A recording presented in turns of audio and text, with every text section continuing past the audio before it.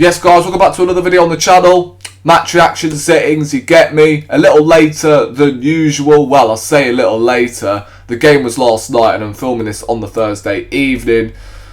I do apologise guys for the delay, but it is what it is. We're here nevertheless. And obviously Arsenal drew to PSV 2-2. 9-3 on aggregate though, so it is enough to qualify to the quarterfinals of the Champions League against none other than Real Madrid. More on that later on. But the game yesterday, in terms of the result, it is just irrelevant, isn't it? Because, you know, a draw, a loss, unless if we conceded 6, which would have been unlikely, or a win, we would have been through anyway. So, yeah. Performance-wise, I saw some good signs. Defensively, we had our lapses, but yeah, like if there is one game that I want us to have lapses of concentration defensively, despite being 7-1 up and the game is pretty much done, it's probably last night. And we conceded obviously 2 goals due to the fact we rotated heavily in defence, apart from obviously Riot and Gabriel. Good to see obviously Ben White getting minutes, Kiwior getting minutes as well. Less said the better about him. Jorginho started. Zinchenko started in midfield as well. Declan Rice. And then we come to the front three. Neil. We had Sterling on the right, Marino up front, and Tierney on the left. Deep this, we had our 5th choice left back playing as our left winger. We had Sterling, who is a loan signing, who can't even play this weekend, and Marino up front, who is a holding midfielder still. It's just mind-boggling to see that was our front three. Regardless of the aggregate score, that front three going into a knockout game was the funniest shit I have ever seen. I believe, if I'm not mistaken, we had 5 left backs starting. Kiwior, who is predominantly a centre back, Lewis Skelly, Zinchenko, Tierney, and then Calafiori obviously came on. 6 fullbacks, I believe, in total, if you count Ben White. It's madness. But in terms of some of the players yesterday, Zinchenko really impressed me, to be fair. But who knew? He's a midfielder. No one here has ever doubted his technical ability. It's just he has his defensive lapses, and whoever converted him to a left back needs jail time for life. Because there is no way anyone can tell me that geezer is a left back. He plays there for his country, and he played there, I believe, when he was playing for PSV.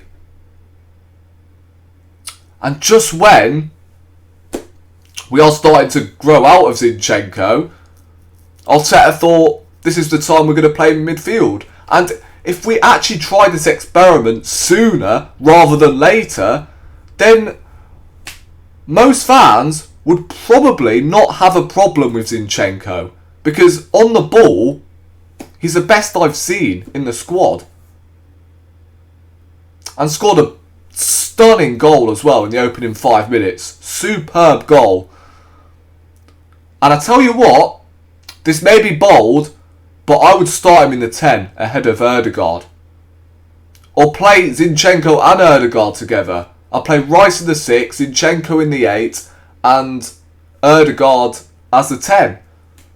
Why don't we try it? I mean, in the Premier League, we have nothing to lose. Like, the title is out of reach. The Champions League is all I care about. So from now to the end of the season in the Premier League, we can pretty much rotate and experiment different things like we did yesterday. And look, I don't mean starting 4 left backs. Just try something different. Play Martinelli as the false 9. Play Zinchenko again in midfield. Something like that. Because I still want us to win Premier League games so we can gain momentum. But, yeah, Zinchenko, I'd say was my man of the match. I thought he was really, really good.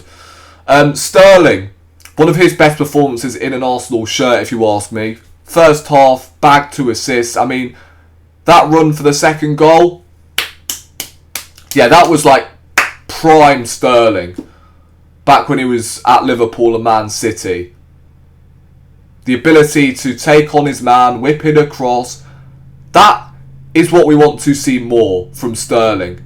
And yes, he should have scored. He had a 1-on-1 in the first half that he should have buried. And the second one in the second half, bro, you just have to feel for him at this rate. But he's still got 2 assists. He got man of the match by, I think, TNT. So, big up, Sterling. But I can't big you up for that challenge later on in the game. I mean, it's pointless, bro. Why the fuck is he diving in like that? Because now he's missing for the first leg against Madrid. I mean, I know, it wouldn't have made a difference anyway, and I wouldn't have started Sterling against Real Madrid, but still, like, that's so needless. The game is done, we're in the last minute of injury time, and then you get yourself booked. It's one of the stupidest challenges that you are ever going to see. When the game is just already done, and then you get yourself suspended for the... Oh, Jesus. But nevertheless, Sterling had a good game.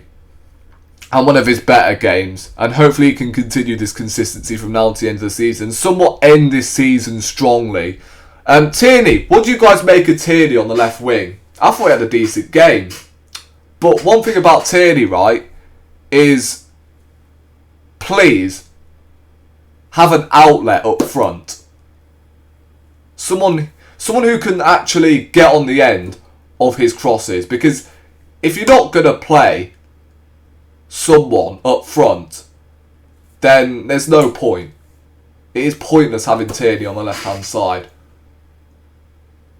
But yeah, he was alright, considering he's not a left winger, and he's got to be, for me, one of the most professional Arsenal players I've seen in the last decade supporting this club. And he gets so much hate for some reason. I don't understand. He's had to play left centre-back. He's had to play fucking midfield. He's had to play left wing. And he's just got on with it. So I never... Well, when he does eventually leave, I'll never doubt his professionalism or anything like that. Because he'll just get on with it. Regardless of the position he's playing. Like, he could play as a goalkeeper and he wouldn't complain. It's just injuries, man. If it wasn't for injuries, I think he would still be starting as our left back. And if only we didn't play him as an inverted left back as well. I remember where we wanted him as captain as well. Bro, I'm gutted. But I do wish him all the best when he eventually does move on. And hopefully that isn't his last game for Arsenal. Hopefully we see him make a couple more starts from now to the end of the season. Shall we talk about the quarterfinals then against Real Madrid? Oh, these are the nights we've been waiting for. This is why we got back in the Champions League. And at the end of the day, if you want to win this competition, you've got to beat the best to become the best. And Real Madrid, like, if you can knock them out, then you can knock anyone out. I fully believe if we were going to knock out Real Madrid, we win the Champions League. Because as I just said, you beat Real Madrid, you're pretty much on course to beat anybody in the competition. I know it's unlikely with the current circumstances, but if Saka's coming back for that game, I know he's had a long injury, around like 3 months, I believe. But still, if you have Saka back, perhaps not start, but have him in the squad. because that could be a huge boost. I mean, I can't lie, I would have preferred the first leg to be at the Bernabeu, because I feel like at the Bernabeu there's an opportunity to play for a draw, and all it takes is a good result there.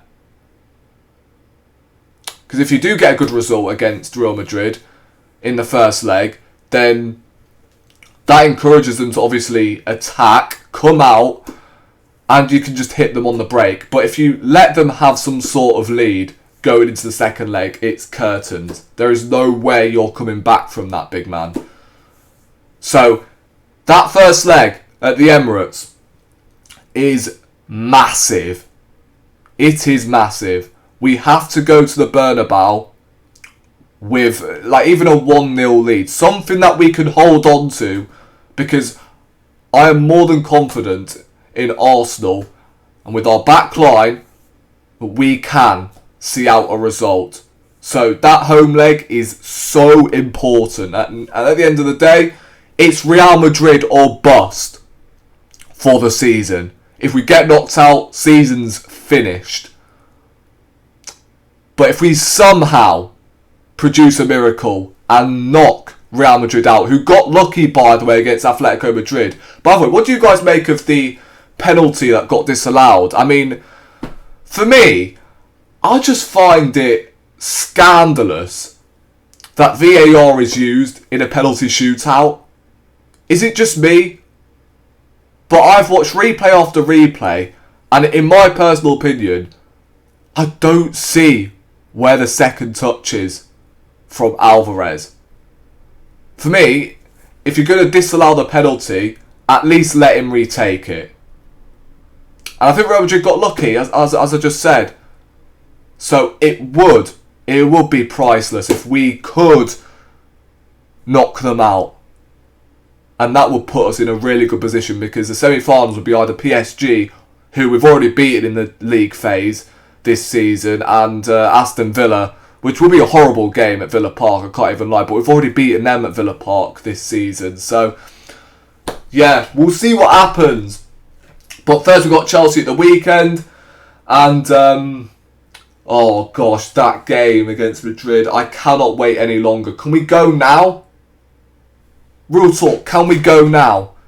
In fact, I'd like to wait until after the international break, because we could have players back come then. So it could get spicy, and I'm all here for it. So let me know your thoughts going into the Real Madrid game. Let me know whether we can actually get through. I still don't think we will get through, but I'm going to say this now. I don't see us getting battered, but I don't see us getting through, unfortunately, if I'm being realistic. But yeah, subscribe to the channel if you haven't already. Obviously Chelsea at the weekend, we'll see what happens there. I still want us to beat Chelsea, by the way, despite Real Madrid on my mind. I want us to go to Chelsea and batter their back doors in, because again, another club that I cannot stand. So let's get 3 points there, go into the international break, regroup, and then come back again, because these Premier League games are all about momentum for me going into that Madrid game, because we need to gather some sort of form together if we're going to win this competition. So these Premier League games can be important as well. But subscribe to the channel if you haven't already, leave a like on my road to obviously 2k, and yeah, I'll catch you in the next one. Bless up.